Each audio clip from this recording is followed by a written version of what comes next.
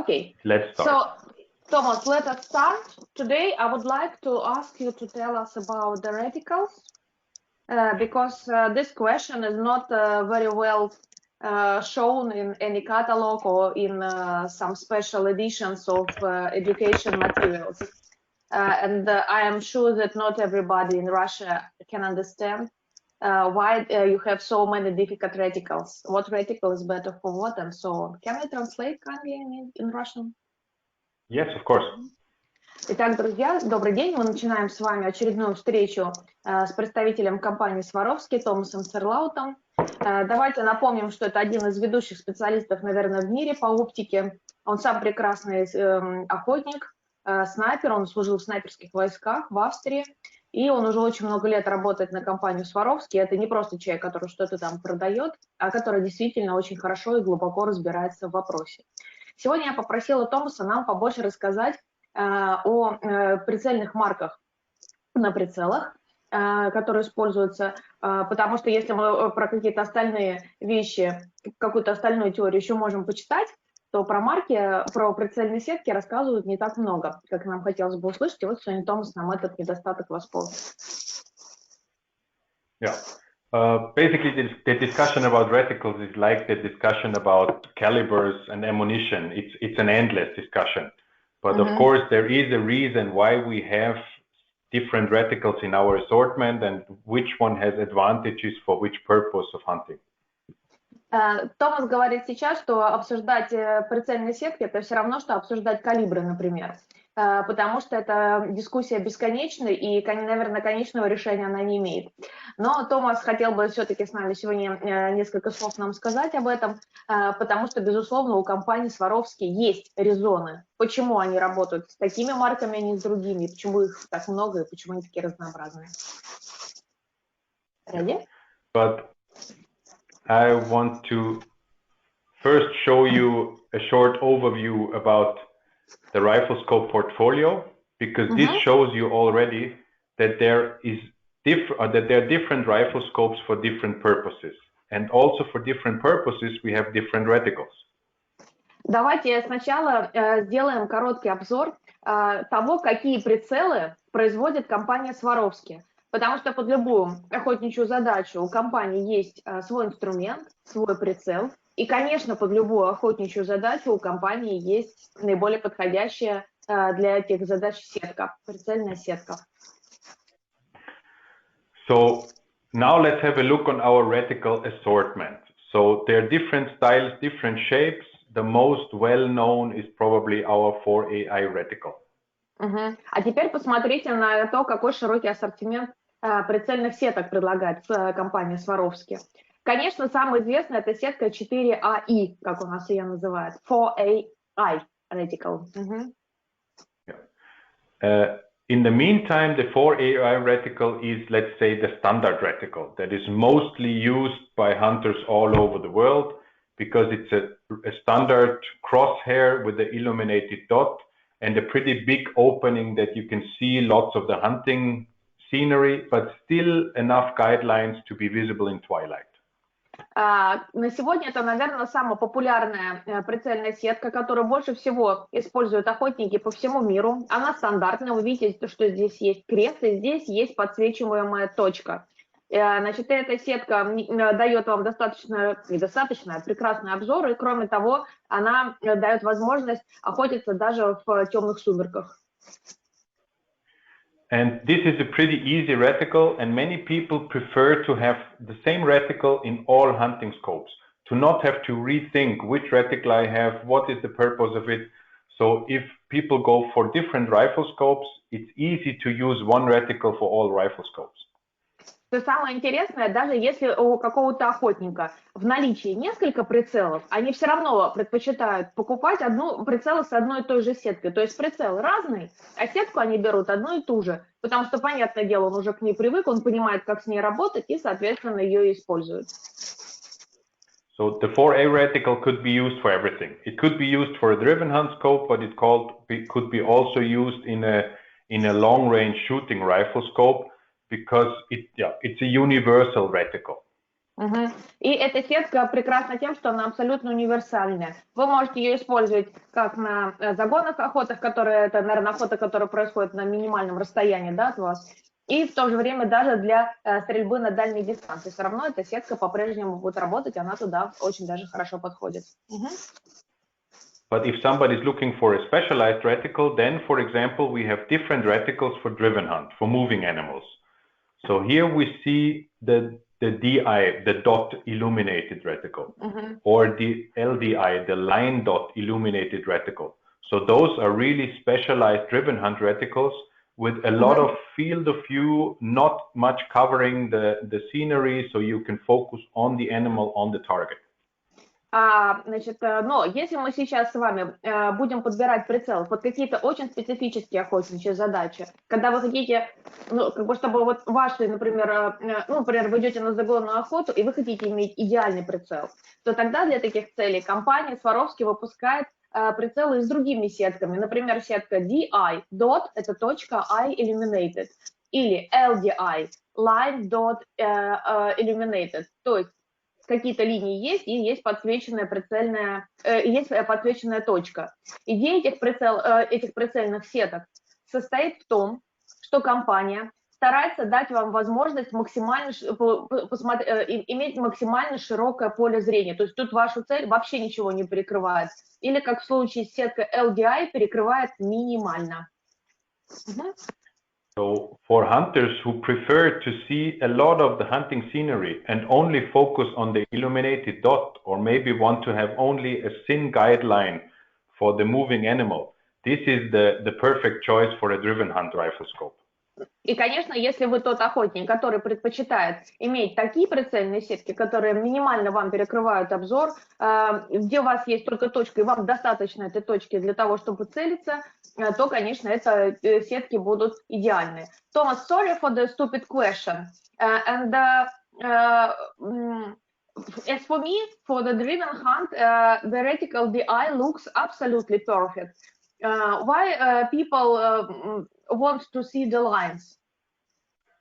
Я спросила сейчас у Томаса, sorry, Томас, это будет вопрос скорее для начинающих охотников, которые, может быть, в первый раз прицел покупают. А зачем нам вообще нужны какие-то линии? Почему нельзя сделать просто точку? Окей? Томас? The line is pretty thin. So if you have a running animal and you move, for example, from the backward over the animal, it's nice to have a guidance about the height of the line of aiming. So you can come from the back and already with the line you see if you're on the right height. With only the dot, you don't have that guidance line. So it's an additional assistance.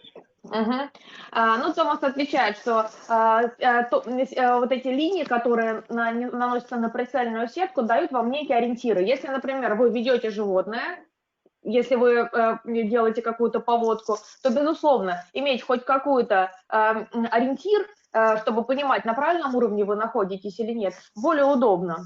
То есть, соответственно, некоторым охотникам хватает и точки, им эти ориентиры дополнительные в виде линий не нужны, но некоторым охотникам линии могут оказать достаточно серьезную помощь. And then we have the other alternative, the reticles with the circle, with the illuminated circle for driven hunts. So there you have an illuminated circle which gives you an aiming support for a moving animal. Также есть еще дополнительные сетки, которые также вам помогают следить за движущимся животным. То есть у вас будет точка, а вокруг этой точки будет еще дополнительно светящийся круг. So in the a little bit older rifle scopes, we have the circle dot reticle where there is a constant illuminated circle visible. And in the new model, like the Z8 rifle scope, we have the 4AIF, the flex change reticle, where you can switch on or off the circle if you want to have it switchable. Значит, в предыдущих версиях прицелов, в более ранних моделях прицелов Swarovski были прицелы CDI, то есть у вас там светящаяся точка, и вокруг светящейся точки горел всегда светящийся круг. В более современных прицелах, например, Z8, появилась усовершенствованная версия этой прицельной сетки. Это так называемая 4А IF. То есть это прицельная сетка, у которой есть и светящаяся точка, и светящийся круг. Но если вам по каким-то причинам сейчас этот светящийся круг не нужен, то вы нажатием кнопки можете его отключать. Yeah. So if you are in the driven hunt situation and you say, now I want the reticle with the circle, I switch on the circle, and with that circle I can quickly bring a moving target into the circle. So it's not the precise aiming that is counting, it's the speed of bringing the animal into the circle. Can you kindly repeat again? Yes. So the circle has the advantage that you're not aiming on a point. With the circle, you're more focused on having the target in the circle. Of course, it should be a little bit in advance because you have a moving animal. But if you're used to that circle, you're very quick in shooting on a moving target. Преимущество использования такой прицельной сетки, вот с этим горящим кругом, состоит в том, что вам надо целиться не маленькой точкой, а кругом. Это более легко, особенно в тот момент, когда вы ведете двигающееся животное. Потому что, понятное дело, что вот этим кругом вам поймать его легче. Yeah, so there is one group of hunters who like those very open reticles, like the dot or only the line dot. And the other group of hunters prefer an aiming support with the circle. So those are the two extremes, and in between is the standard 4AI reticle, which could be used for all kinds of hunts.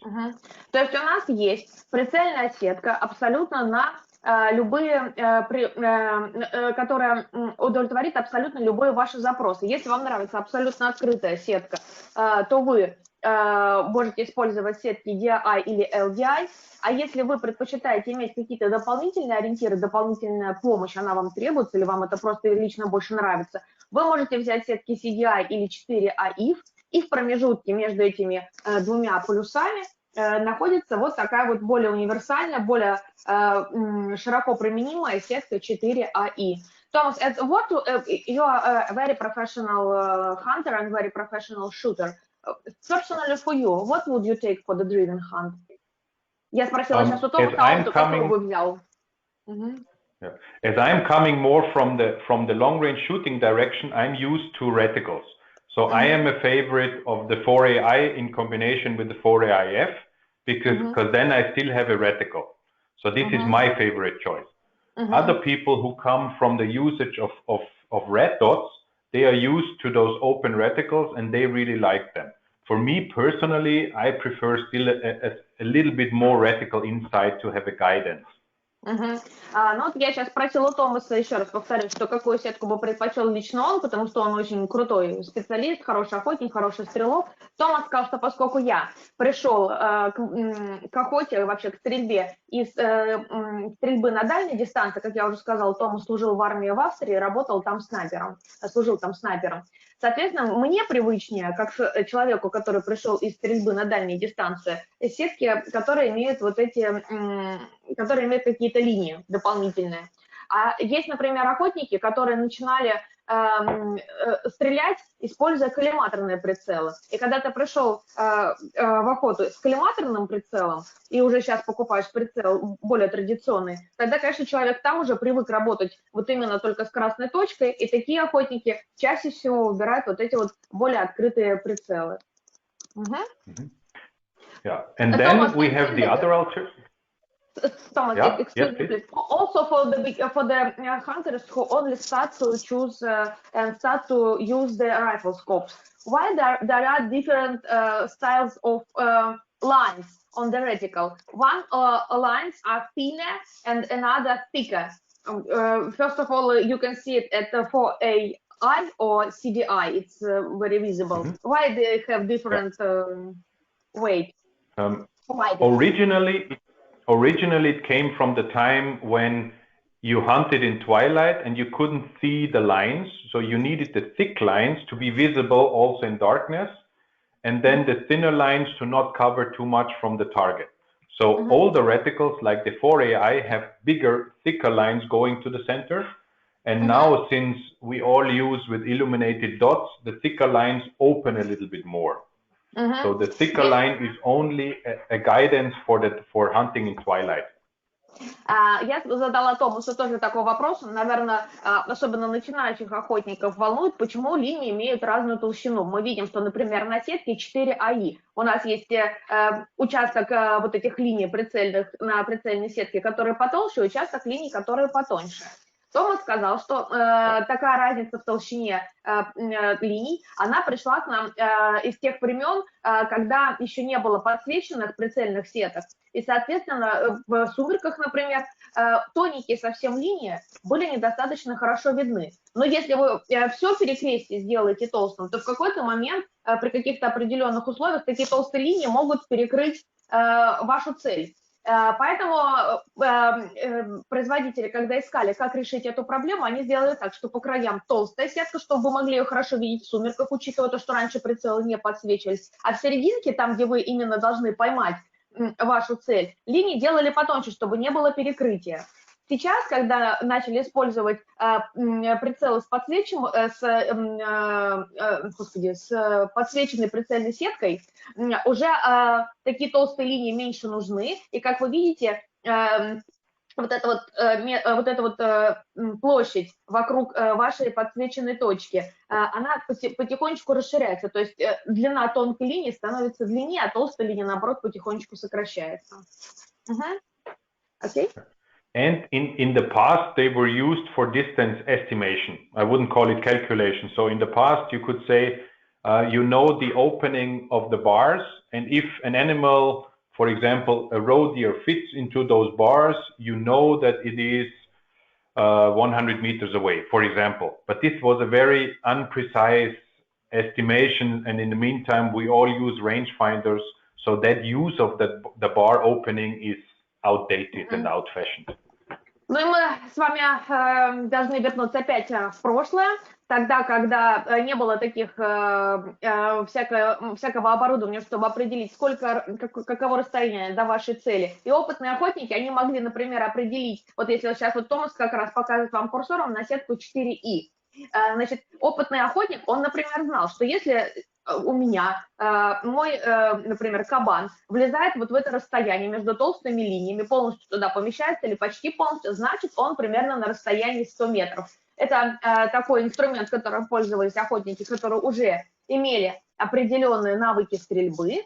И, конечно, это не такой точный инструмент для измерения расстояния. Сейчас, наверное, некоторые охотники, которые профессионально хорошо умеют стрелять, им пользуются. Но сейчас, конечно, уже есть специальные измерители расстояния, дальномеры. И сейчас, в общем-то, по большому счету, этим инструментом можно уже не пользоваться. In the meantime, the trend is clearly going to more open reticles where you have less coverage of the lines and you can focus on the red dot and on the target itself. Ну, сейчас тренд мировой идет на то, что максимально раскрывается наша прицельная сетка. У вас все меньше линий, особенно толстых линий на прицельной сетке, чтобы вы могли полностью сосредоточиться на светящейся точке. То есть как бы мы видим, что тенденция идет в сторону раскрытия вашей прицельной сетки.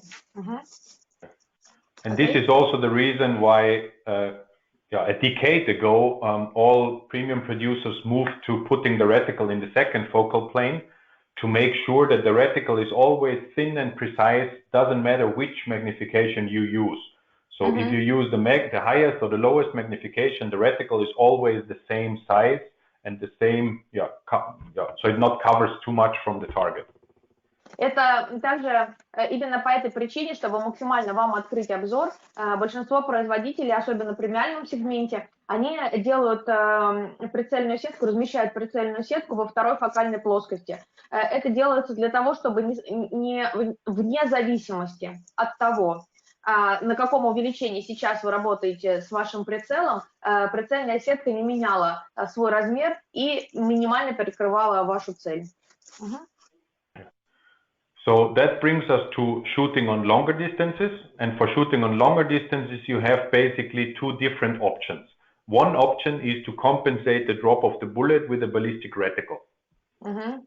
Значит, теперь мы с вами плавно подошли к стрельбе на дальние дистанции.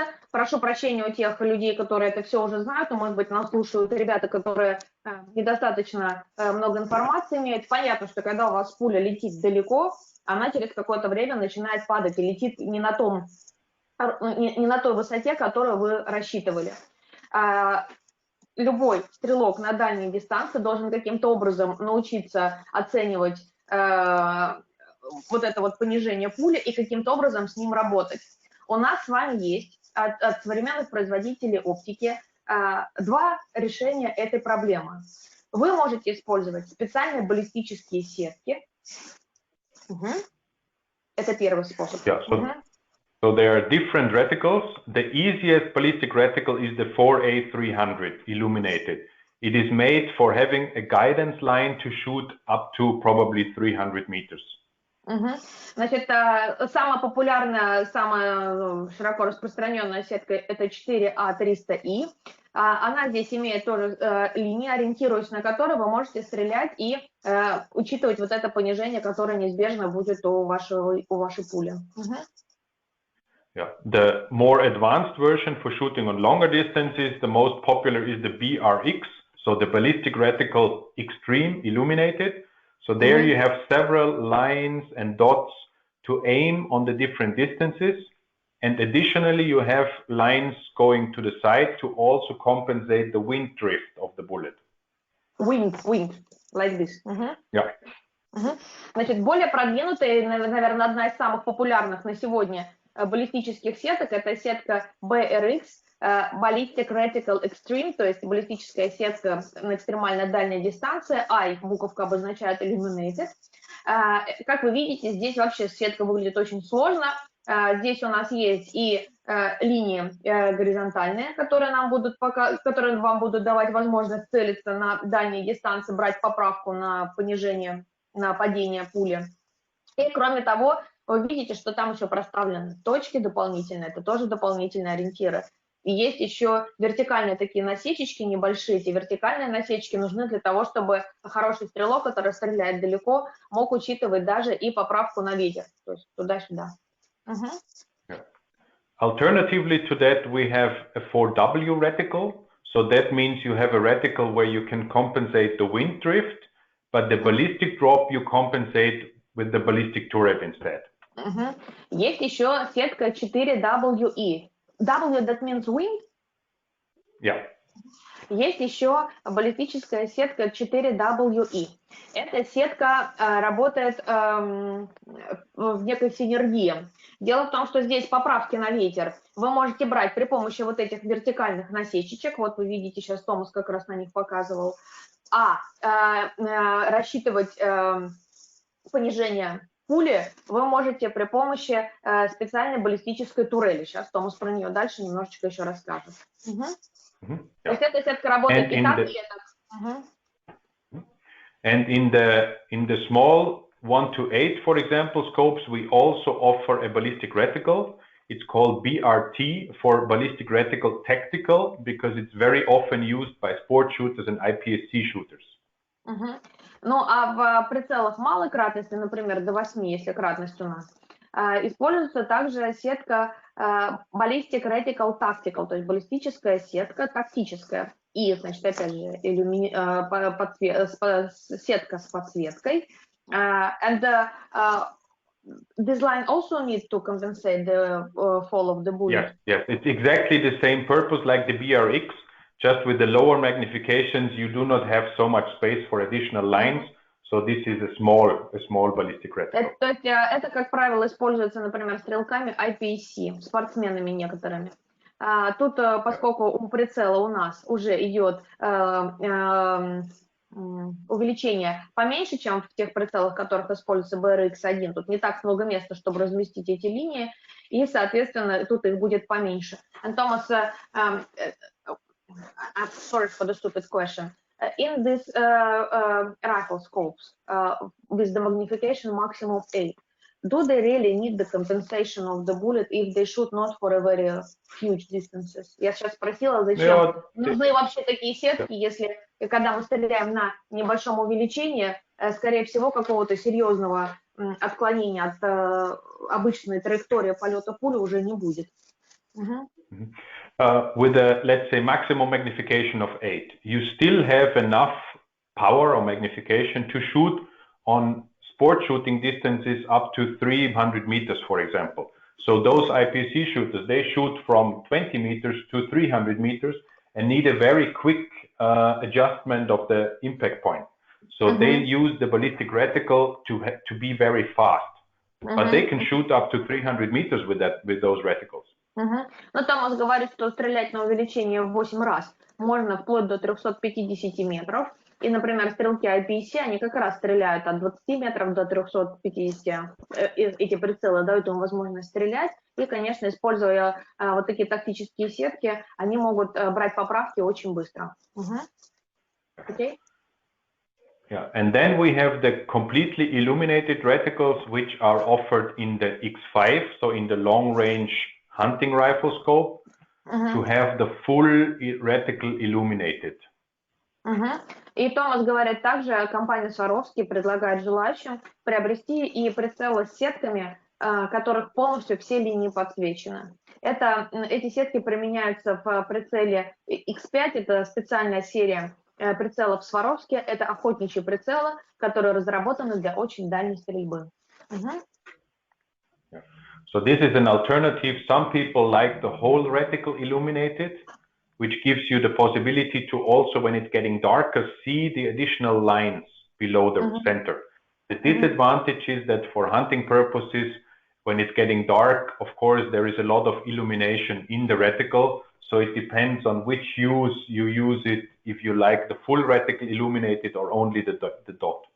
Ну, Томас говорит о том, что вам надо подумать внимательно над использованием этой сетки. Есть очень многие спортсмены или даже охотники, которым нравится, когда вся сетка подсвечена. Значит, единственное, что тут надо помнить, что если вы будете охотиться уже там в темных сумерках совсем, то такое количество света внутри прицела может вас немножечко отвлечь от вашей цели.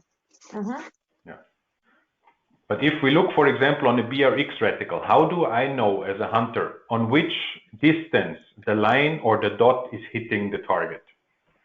And that's why we offer a ballistic program.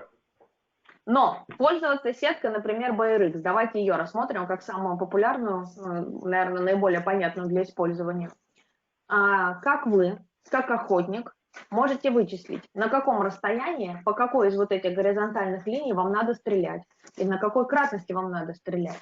Именно для этого компания Swarovski предлагает свою баллистическую программу, свой онлайн-баллистический калькулятор.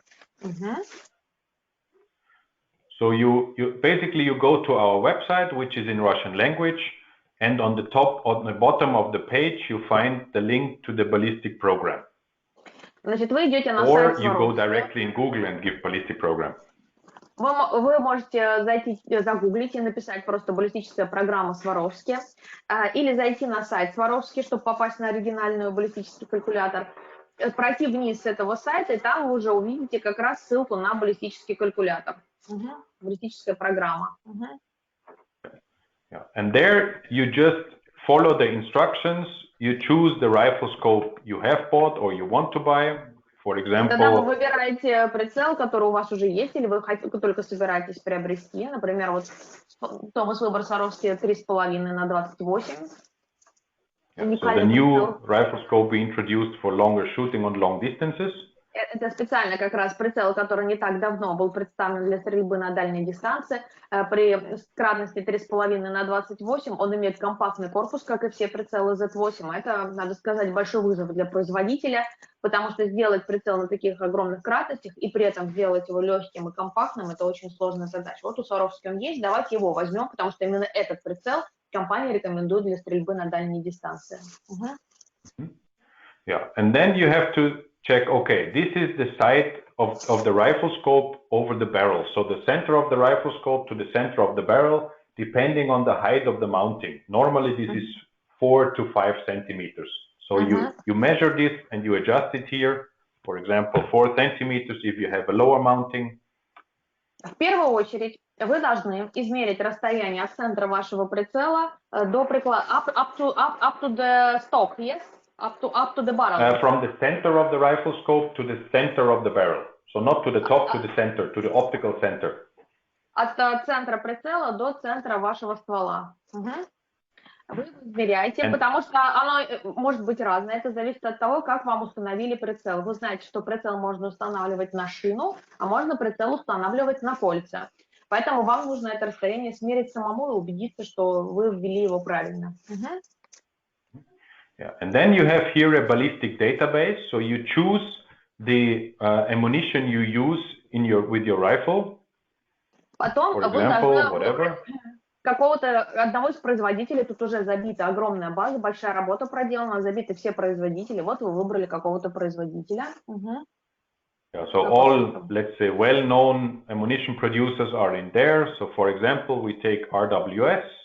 Выбираем РВС, например, да. Then we go for the caliber. Потом выбираем калибр. Whatever. Let's say 3006. Например, 3006. And then you choose the bullet you are using. А потом вы выбираете тип пули, который используется в этом патроне. Yeah. For example, DK, Doppelkern, and then it's taken the bullet weight and the speed out of the ballistic database. Потом у вас баллистический калькулятор запросит скорость и вес пули. So you see 10.7 grain and 870 meters per second is the speed after leaving the barrel. Значит, и вот у вас тут он выдал вам 10,7 грамм и 870 метров в секунду на выходе из ствола. And we always recommend to measure the real speed of the bullet because every barrel is different and normally the speed of the ammunition is a little bit slower than it's in the standard database because the standard database is shot with long barrels of 65 centimeters and now more and more hunters use shorter barrels. So we recommend to have a measurement machine like magnetospeed or labradar where you can measure the real speed of your bullet and then you correct the speed in the calculation here. Томас обращает ваше особенное внимание на то, что они все-таки рекомендуют перепроверить те данные, которые вам дает производитель. По разным причинам, ну, например, производитель, как правило, дает эти данные для тех охотников, которые будут стрелять из оружия со стволом 65 сантиметров. Но сейчас все больше и больше охотников предпочитают приобретать оружие со стволами 60 сантиметров и даже чуть поменьше. Поэтому, безусловно, и на самом деле причин может быть еще всяких разных миллион. Поэтому все-таки Томас рекомендует воспользоваться специальными измерительными приборами. Их можно найти в любом городе, наверное, если поискать. Вот, и, соответственно, все-таки замерить эти данные самостоятельно, потому что разница прямо может быть, а на дальних расстояниях, при стрельбе на дальней дистанции эта разница может сыграть решающую роль. If you don't have the possibility or the chance to measure it, then you have to take the standard bullet data, go to a shooting range and check if the calculation is correct and maybe have to adjust the calculation by reducing the speed. Если так получилось, что вам все-таки не найти возможность, не найти, например, эти измерительные приборы, тогда вы вводите в баллистический калькулятор те данные, которые указал производитель, потом едете на стенд, пристреливаетесь, смотрите, нет ли каких-нибудь отклонений, если они есть, вы их заметите, и тогда уже внесете поправки в свою баллистическую программу. For example, in reality, the bullet is a little bit slower, let's say 850 meters per second. Ну, например, вы произвели измерение или опытным путем установили, что все-таки у вас скорость пули будет 850 метров в секунду. Then we have here the ballistic coefficient, which is also taken out of the database. For hunting purposes, we use the G1 calculation. For real long-range shooting specialists, they calculate with the G7. It's just a different calculation factor. Значит, также вам потом из базы данных подкинет программа баллистический коэффициент. Для охотничьих целей берут коэффициент G1. Для тех ребят, которые стреляют прям профессионально круто на очень дальней дистанции, это будет брать коэффициент G7. Yeah, but for normal hunting purposes, if you measure the speed of the bullet, this is enough. Но для обычных охотничьих целей коэффициент G1 более чем достаточно. Yeah. Then you have here also the possibility or the necessity to adjust the the distance you want to shoot in and the sea level you're calculating it. So you can either go, for example, for 100 meters 0, why not? Or you go for the recommended shooting distance where you have about 4 centimeters above the barrel. So those are the two main options. What is your zero distance you want to use the reticle? Значит, дальше вы выбираете, что вы будете брать за дистанцию пристрелки. Многие охотники выбирают, например, дистанцию пристрелки в 100 метров, это такая классика считается. Есть также рекомендованное расстояние пристрелки, тоже есть. So there are different database. Yes, if you don't want for 100 meters recommended distances, you can see it in some database or whatever. Basically, if you don't use a ballistic reticle or a ballistic turret, then you normally, at least in Central Europe, we sight in our rifle scope 4 centimeters plus on 100 meter to have an impact point up to 200 meter safe on the target. So in that case, you click on here and then it calculates you, okay, for this ammunition on 100 meter would be plus 4 centimeters. 165 meters would be 0. Значит, традиционно пристреливаются прицелы на расстояние 100, по крайней мере в Центральной Европе так делают, на расстояние 100 метров, и еще берут плюс 4 сантиметра чуть повыше. Так традиционно у них рассчитано, потому что тогда вам просто он становится более вариабельным, этот прицел. Вам программа рассчитает и скажет, хорошо, значит, тогда у вас дистанция пристрелки будет 165 метров, то есть нулевой вот этот ваш ноль, когда вы стреляете по месту, это будет 165 метров. Программа вот нам так рассчитала. Yeah. If you use a ballistic turret or a ballistic reticle, you can leave it on 100 meter. Если вы будете использовать баллистическую турель или баллистическую сетку, то можете оставить на, как бы, что у вас нулевая пристрелка, это на 100 метров. Yeah. Additionally, here you have to set the sea level, so the height. It's not precise plus minus a few meters, but it's a difference if you hunt on 0 sea level or if you hunt on the mountains on 3,000 meters, because the air pressure is different, so the calculation is different. Также баллистический калькулятор вас запросит высоту над уровнем моря, потому что понятно, что, например, на уровне моря у вас будет одно давление атмосферное, а, например, в горах это будет другое атмосферное давление, поэтому лучше этот показатель тоже ввести. So this is where you roughly hunt. If you hunt other in the mountains, you take a higher number. If you hunt on lower distances, you take a lower number. And in the export mode, you can even adjust the temperature, but those are very, very minor influences on the impact point. Также тут можно даже вносить влажность воздуха и температуру, но, конечно, на результат выстрела эти данные, эти показатели имеют очень незначительное влияние. Yeah. So now we have done the basic setting, and now we can look on the different possibilities. Теперь мы все ввели, и вот нам наша программа выдает расчеты. So the first option in that rifle scope would be the ballistic reticle BRX, and then it shows you now the calculation for our ammunition that we use in the data in our rifle. Значит, вот для того патрона, который мы с вами выбрали, программа нам рассчитала для сетки BRX вот такие данные. You see 100 meters is the center hit point, and then you have 179 meters, 237 meter for the dot, 287 meter for the second line, and so on. То есть вы видите, теперь на каждой линии у вас подписано, то есть, например, на 287 метров вы должны стрелять, ориентируясь вот на вот эти вот линии, которые цифрами подписаны. So with that setup, we can shoot up to 500 meters, which is the lower line.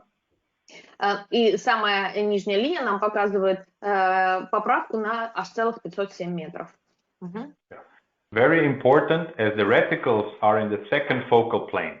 The magnification is an important factor for the ballistic reticles, because when you change the magnification, the impact point in the center is not changing, but all other impact points below the center are changing, because you change the magnification of the target and the reticle stays the same. So the relations are changing and the impact points are changing. Значит, обратите большое внимание, самое пристальное внимание, что у вас то, на какой кратности вы будете стрелять, имеет решающее значение. В 0 вы можете стрелять вне зависимости от того, на какой кратности у вас сейчас стоит прицел. Но все остальные расчеты, если вы будете менять ваше увеличение, то все остальные расчеты, они тоже изменятся, потому что у вас соотношение между целью и прицельной сеткой меняется, потому что у вас цель увеличилась, а сетка осталась одного и того же размера, потому что во второй фокальной плоскости сетка расположена. Yeah. And you can see that here because here is the magnification. It's always calculated on the highest magnification. But in such a scope, shooting on 28 magnification is probably too high. So you change the magnification to, let's say, 15 in the program, and you see that the calculation for the impact points is changing immediately. Ну вот Томас вам, например, поменял сейчас увеличение, ну на 28, на увеличение в 28 раз, наверное, сложно будет стрелять. Давайте вот попробуем, как на 15.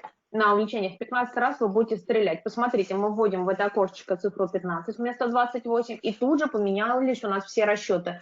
То есть ваша нулевая точка, точка в 0, она осталась прежней, как была, так и осталась, а вот все остальные рисочки, вот эти все остальные горизонтальные линии, посмотрите, данные поменялись. So it's very important on which magnification you use the rifle scope the moment you use the ballistic reticles below the center, because the impact points are changing. And that's why we recommend to use it either on the highest magnification or calculate it for one magnification and use it on this magnification. For example, 15, which is a high magnification for shooting, and remember the numbers for those distance and magnification. То есть вам рекомендую сделать несколько таких расчетов, например, на 28 и на 15, запомнить эти цифры, их не так тут много, не так сложно их запомнить, и все-таки держать их в голове, если вы будете менять ваше увеличение. Additionally, the ballistic program can just show you the ballistic drop, so the different drop of the bullet on the different distances. This is very helpful if you want to get a feeling where the bullet is, on which distance. Также здесь приложено в этой же программе есть специальная таблица, которая вам показывает понижение пули на разных дистанциях, насколько она у вас опустилась. So, for example, you see on 200 meters, the bullet is 13.42 centimeters below the center. On 300 meters, already 49, so almost 50 centimeters low.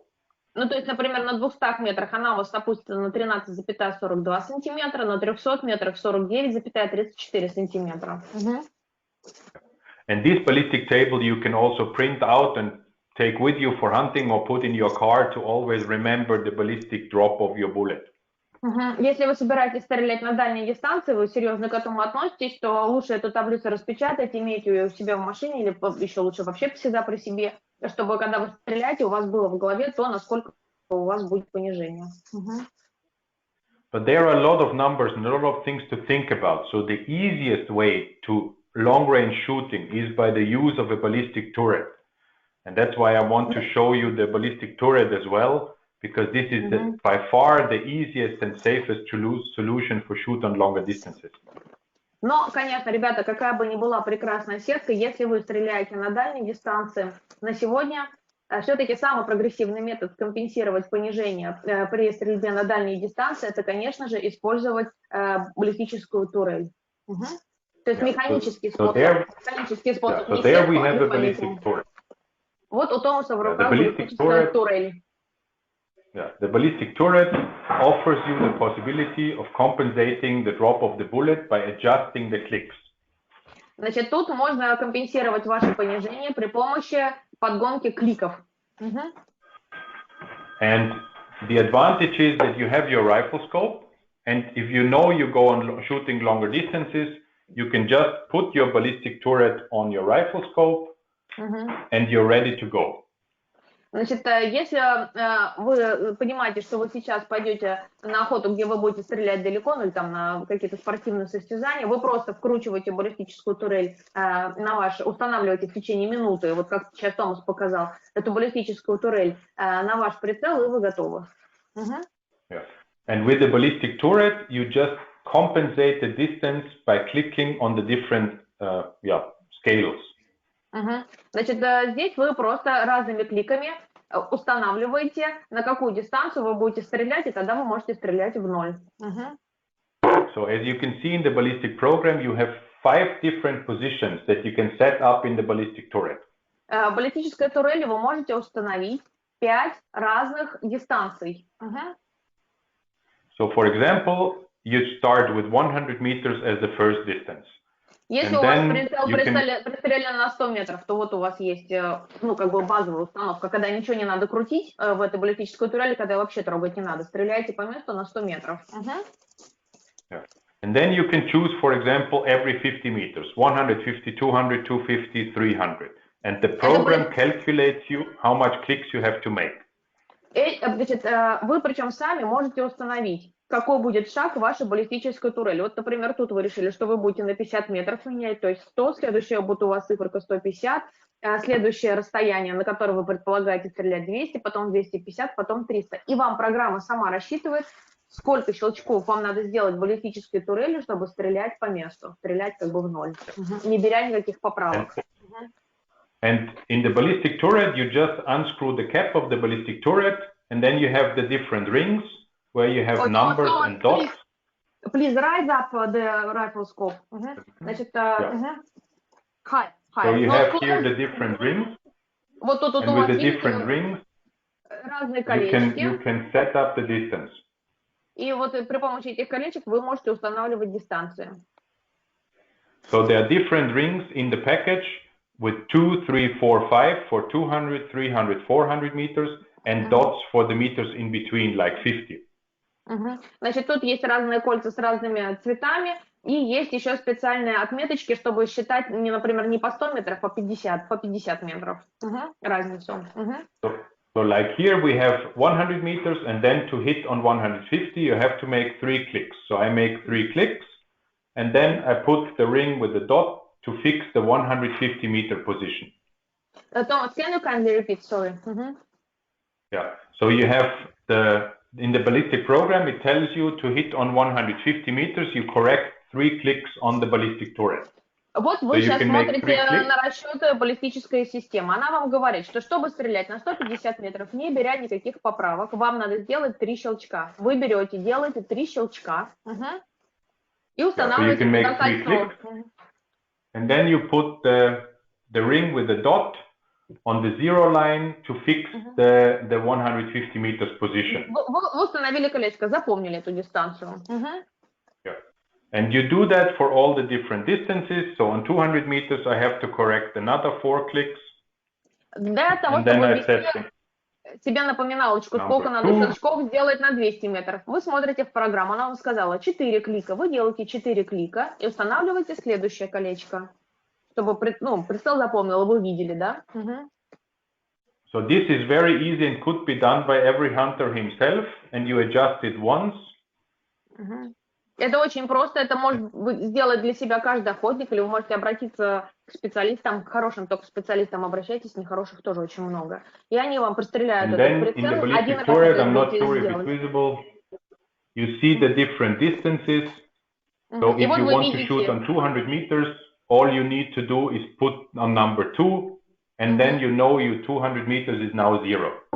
Вы видите, что там очень понятное обозначение, и вы будете знать, что там на 200 метров, вот мне надо выбрать вот это вот колечко и его перевести на 0, совместить с нулем. So the ballistic turret is the easiest version because you measure the distance, you set the ballistic turret, and then you can focus on the shooting and on the target, and you don't have to think too much about the ballistic lines and the compensation of the bullet drop. То есть вам на охоте достаточно просто определить расстояние до цели и ввести поправки при помощи баллистической турели. Вам не надо в голове производить сложные расчеты. Какую поправку вам надо взять, чтобы скомпенсировать падение пули на далекой дистанции? Yeah. And of course, you can calculate that for any distance. So you can choose completely free on which distances you want to hit and how far you want to shoot. Но вы можете, конечно, использовать не такую таблицу, как Томас привел в первом примере. Вы можете установить абсолютно любые расстояния, какие хотите. Программа вам все это рассчитает, и вы перенастроите свою баллистическую турель. So this is a very easy and flexible solution. Это одно из самых простых и самых вариабельных решений, какие только могут быть. Additionally, we often get the question, how much does the reticle cover on different distances and different targets? Также Томасу часто задают вопрос, как много перекроет точка или сетка на определенных расстояниях, на каком расстоянии, какой процент цели она перекроет. Because basically we try to make a reticle as thin as possible to be covering as less as possible from the target and to see precisely where you shoot. On the other side, it has to have a certain thickness to be visible also when the visibility is a little bit bad, when it's getting dark. Otherwise, if it's too thin, you cannot see the reticle anymore, which is also not ideal. Томас говорит, конечно, прицельная сетка была максимально тонкой. Но сделать ее уж совсем тонюсенькой, невидимой, тоже неправильно, потому что если у вас, например, немножко изменилось условие освещенности, например, темно стало или сумерки, да, тогда если сетка будет чересчур тоненькая, вы тоже ее не увидите, это тоже плохо. Поэтому тут надо искать всегда компромисс. So that's the matter of compromise. Yeah, and it's a matter of, let's say, the perfect balance between how much to cover and to answer the question how much we cover, we have an own program which is also available online. Также онлайн. And it's called the subtension. Yeah. Ответить себе на этот вопрос, какой процент цели перекроет прицел на определенном увеличении. Тут есть специальная программа, тоже она есть на сайте. Программа использования показаний, на ней написано. And the subtension dimension program, you can choose the rifle scope you use. For example, a Z8. Например, вы выбрали прицел Z8, вот у меня он есть, или я его хочу купить. And you choose the rifle scope you use and the reticle you use. Вы выбираете прицел, вы выбираете сетку. For example, the standard for AI, and then you can see how much the lines and the dot are covering from the target. И тут, вот видите, программа вам выдает расчет, какой процент от вашей цели перекроет прицельная сетка и прицельная точка. So you see here distance 100 meter, magnification maximum, so 16. And then the dot is covering 0.9 centimeters on 100 meter. Вот вы выставили расстояние 100 метров, выставили максимальное увеличение. И дальше мы видим, что программа дает нам расчет, что на 100 метрах прицельная точка перекроет 0,9 сантиметра от вашей цели. And that's what we also define, that a dot on 100 meter on one maximum magnification should cover a little bit less or around 1 centimeter, because this is big enough to be visible, but still precise enough for shooting. Этот показатель считается практически идеальным, потому что в этом случае все-таки перекрытие есть, но оно не такое, чтобы оно было совсем критичным, невозможным, что вам невозможно увидеть вашу цель, и в то же время и сетка, и точка достаточно заметны и достаточно видны даже в плохих условиях освещенности. Also here you see, if I increase the distance I'm looking at, for example, 300 meters, of course, I'm covering more from the target because the things are getting smaller. So on 300 meters, I cover 3 times more from the target. Ну, конечно, например, на расстоянии 300 метров перекрытие уже будет больше, потому что понятно, что сама цель выглядит меньше. Same thing if I reduce the magnification, let's say to the minimum magnification for driven hunts, I cover 7 centimeters on 100 meter. But with the lowest magnification, I'm normally shooting on very short distances. So in that case, the dot has to be visible for being seen. Значит, если вы снизите увеличение, то, соответственно, конечно, опять же, точка перекроет чуть больше процент вашей цели, потому что сама цель, она будет маленькая. Но когда мы стреляем на маленьких увеличениях, как правило, ваша цель к вам близка, и поэтому такое перекрытие тоже не является критичным. And this we have for all our reticles. Let's look on a more, let's say, sophisticated ballistic reticle. Теперь давайте посмотрим, вот у нас есть баллистическая цель, вот баллистическая прицельная сетка. Давайте посмотрим, что с ней будет происходить. Yeah, of course, now you see a lot of numbers in the target. Тут потому что сетка сложной формы. But for example, you see each line is 5 centimeters, 5 centimeters to the dot, 5 centimeters to the line. So there is a metrical calculation of the reticle. Тут, видите, есть метрическое как раз вот это все измерение, значит, много всего.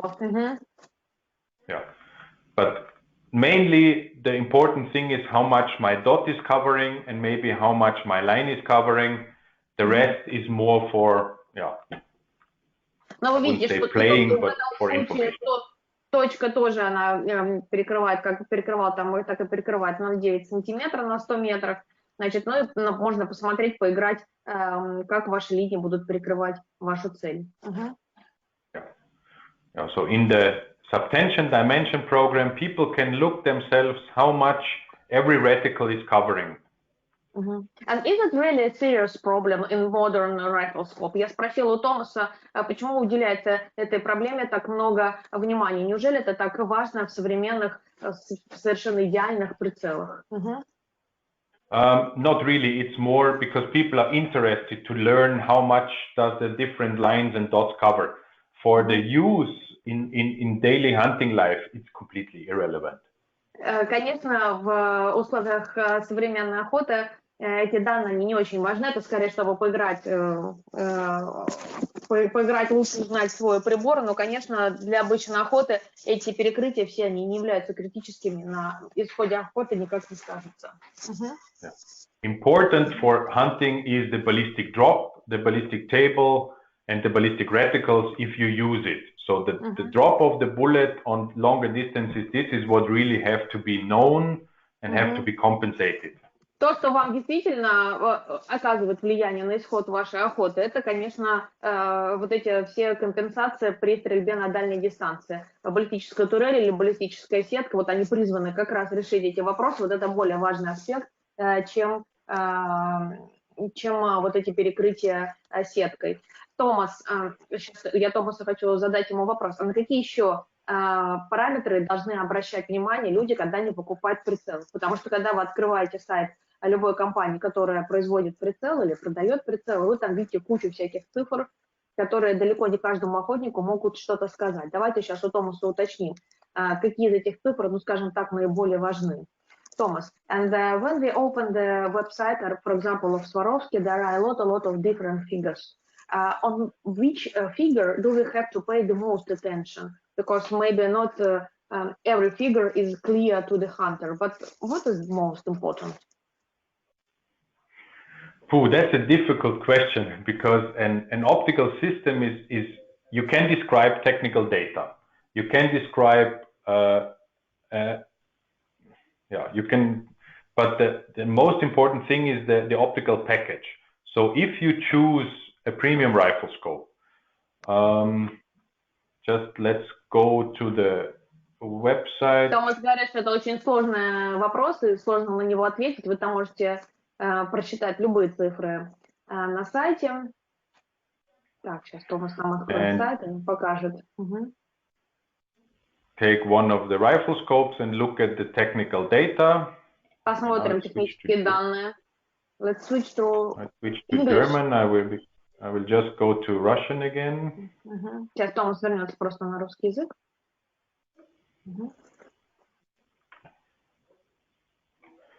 So we see the technical data. Вот технические данные. Yeah, important for the real usage for hunters is the real field of view of the rifle scope. Самое понятное и самое, наверное, важное для вас, как для пользователя прицела, это поле зрения прицела. Поле зрения — это вот когда вы заглядываете в прицел, какой кусочек местности вы видите вот в этом кружочке. Yeah. So for example, here we have on magnification 2, we have a field of view of 21 meters on 100 meters. So you can still use it for a driven hunt. Например, у нас, вот мы сейчас смотрим на этот прицел, на увеличение в 2 раза, вы видите 21 метр на 100 метров. Also important is the eye relief to have a safe distance for your eye position of 95 millimeters. This is the distance between your eyes and the rifle scope, yes? Значит, очень важно для вас, как для охотника, показатель, это с какого расстояния вы можете смотреть ваш прицел. Это очень важно для вашей безопасности, потому что особенно, когда я в кино вижу, когда снайпер вот так вот впрямую прикладывается к карабину, это, конечно, всегда ужасно выглядит. У вас, конечно, должно быть расстояние между прицелом и вашим глазом, чтобы вы были в безопасности, потому что вам отдача не выбила этот глаз. Вот тут расстояние 95 сантиметров, это много. 95 millimeters or centimeters? Millimeters. Yes. Миллиметров. Yes. And the twilight or the transmission is not so important if it's 93, 92, 94. All premium optics have a transmission of more than 90%, and this is completely enough. If it's a plus, minus 2, 3, doesn't matter at all because it's just marketing, but in reality, it's not counting. Let's explain to the people what is transmission. That means how much light is used by your rifle scope. So how will look the picture inside. Значит, so 100% of the light is going in the rifle scope and 90% of the light is coming out of the rifle scope. Because of the different lenses and glass surfaces inside, you lose a certain amount of light. So important is that the premium rifle scope has to have 90% minimum. And if you lose too many light, then the picture inside of your rifle scope will be not bright enough. Yes, it will get dark, the colors will be bad. Томас говорит о том, что очень важен вот этот показатель, коэффициент пропускания прицела. Значит, у любого премиального прицела он будет не меньше, чем 90%. Значит, что нам показывает эта цифра? Дело в том, что в ваш прицел входит 100% света, а выходит уже из него в ваш глаз 90% света, потому что вот в этой очень сложной оптической системе, где там куча линз и так далее, призм и так далее, этот свет гуляет, и он может частично теряться. Если вы теряете больше, чем 90%, это говорит вам о том, что картинка будет темная, будут неправильно соблюдены цвета. То есть у вас качество изображения очень сильно испортится. Томас, and the quality of the picture, why it is so important for hunting? Because people may ask, okay, I can see at the bad picture and I still can continue to shoot. I will translate the question, okay, now? Я же Томаса спросила, почему так все премиум-производители оптики волнуются по поводу картинки. Ну, в конце концов, картинка будет не очень хорошая. Хорошо. Что мне от этого будет? Хуже стрелять? Yeah. So the better the picture in the rifle scope, the better you can identify the animal and the better you can see your target and decide which one is the right animal or the wrong one to shoot. Because in worst case, when it's getting dark and you see not precisely the animal, you might shoot the wrong one or you just wound it because you don't see the target good enough. Ну, понятное дело, что картинка, она очень важна для идентификации цели, для того, чтобы как следует рассмотреть, чтобы определить место, по которому вы будете стрелять. Но в Европе также очень важно, чтобы правильное животное стреляли, потому что там штрафы очень большие. Вообще там люди очень ответственно относятся к охоте, чтобы, не дай бог, не только ради штрафа, а просто как бы по понятиям не взять неправильный трофей, они за этим очень следят. Поэтому, конечно, картинка для них очень важна. And for the quality of the shooting, is the picture important? Я говорю, а на качество выстрела картинка влияет? The picture itself, I would say, if you choose a premium rifle scope, you choose it because you want to have a perfect picture.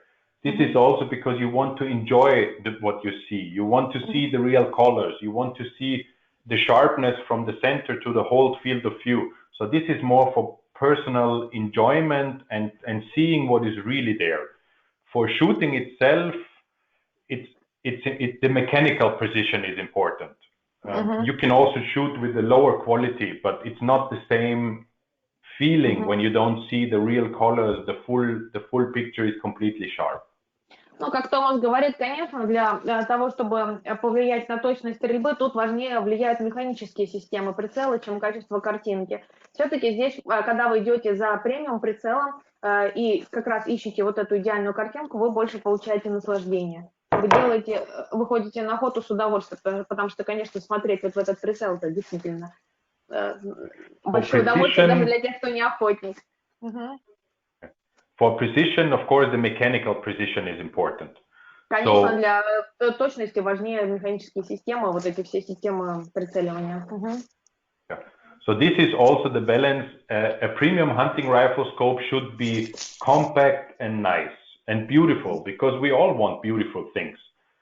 So in our opinion, for example, a rifle scope should have maximum 30 millimeters main tube diameter to not get too bulky and too heavy.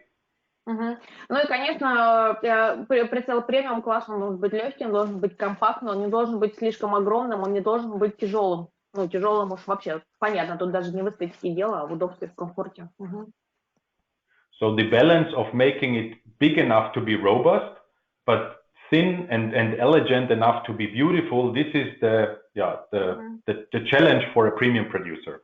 Тут опять большой выбор для любого производителя, который делает премиальную оптику, это то, что прицел должен быть достаточно большой, чтобы туда уместились системы, чтобы эти системы нормально работали, чтобы с этими системами ничего не случилось из-за того, что они слишком близко друг к другу расположены, но при этом он все равно должен быть элегантным и красивым.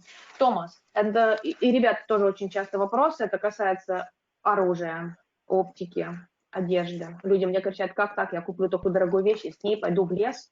Thomas, a very often question is, note, people say, am I crazy? Will I buy so expensive rifle scope or gun or the clothing? And shall I really take it to the hunter to break it in the wood? What will you comment? Of course, not for the gun and for the clothing, but for the rifle scope. Yeah, but besides making a beautiful piece of mechanics, it is also made to be used outside. So all the rifle scopes, all the binoculars, all the telescopes, they are completely waterproof, 100% filled with nitrogen. So there cannot come water inside. They are robust enough to withstand regular hunting and outdoor conditions. Ну, Томас говорит, что, ребята, несмотря на то, что это прицелы красивые, они потому и такие дорогие, что они абсолютно выдержат любые ваши измывательства над этими прицелами. Они не пропускают воду, они держат любую отдачу любого сложного калибра, поэтому если вы их специально не будете изничтожать, то ничего, конечно, с ними никогда не случится. За это компании и берут такие большие деньги, за надежность. So of course, you should treat it a little bit careful, because it's a optical precision instrument. So it's not just a piece of metal. There is a lot of lenses inside and a lot of technology inside, which is very precisely manufactured. But on the other side, it's strong and robust enough to withstand normal hunting conditions without any problems. Ну, конечно, Томас подчеркивает, что с разумной какой-то осторожностью, естественно, надо ко всем вещам относиться, вообще к любым, не только к дорогим. Но, конечно, когда речь идет о оптике, это действительно сложная оптика, сделана очень умными людьми, очень крутыми профессионалами, на очень высоком производственном уровне. И, конечно, ну, как-то по-варварски с ними обходиться не надо, но все нормальные какие-то разумные охотничьи ситуации эти прицелы, безусловно, переживут. Ну, от себя тоже добавлю, мы все-таки собираем там всякие прицелы, которые покупатели хотят отремонтировать, но по Swarovski такие случаи ремонта, они равны практически нулю.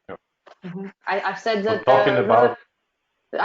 the number of damaged rifle scopes is almost zero. Yeah. So talking about precision, for example, when you change the magnification over the whole magnification range, the impact point is allowed to change less than 1 centimeter. So it doesn't matter which magnification you have, the impact point will be always on the same spot. And this is also a premium quality requirement, because it takes a very precise manufacturing to allow that precision over the whole range of magnification. Ну, Томас тут вот сказал, что еще один очень важный показатель, за что мы платим такие деньги большие в прицелах дорогих премиального уровня, это то, что как бы вы ни меняли увеличение, точка попадания все равно не меняется. So in cheap versions it will be changed, yes? The impact point will be bigger. Значит, в более дешевых прицелах вот эта точка попадания, она будет меняться на значительно большее значение, чем в прицелах дорогих. Тут она тоже меняется, но не больше, чем на 1 сантиметр. То есть это, можно сказать, тоже стремящийся к нулю показатель. Yeah. And also the precision of a ballistic turret, when you click up and down and up and down and up and down, the mechanical precision of moving the reticle always in the same distances. This is what mechanical precision is done in a premium rifle scope.